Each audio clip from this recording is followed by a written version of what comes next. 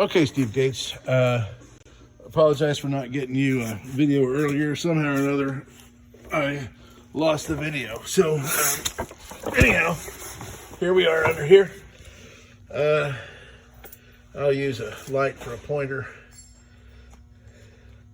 If I can find my light. Yeah, here we go. So, okay.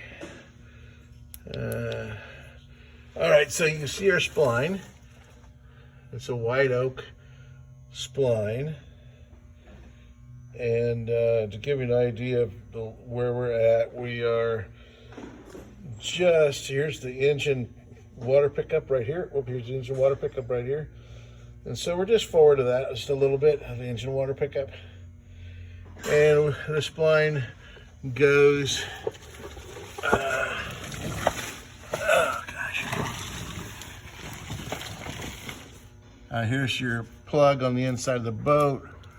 And your spline, the wide spline stops there.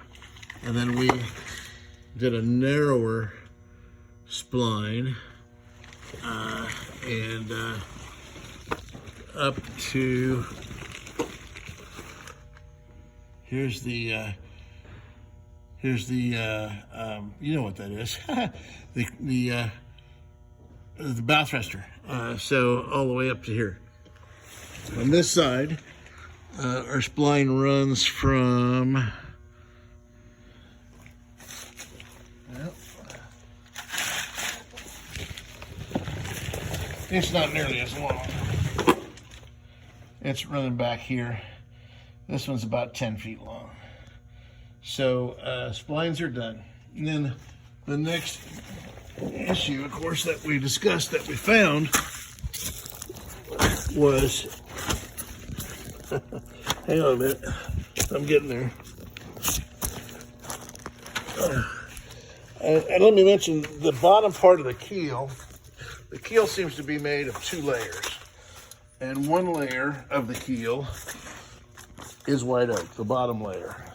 The top layer of the keel does not seem to be white oak. So it looks like ash to me. So, all right. So the next issue that we found was right here. Let me get a little closer. That's where the crack is.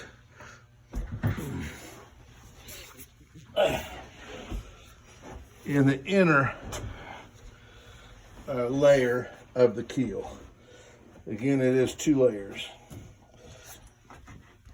So, oh, lost my balance. Okay, so there you can see the crack quite well.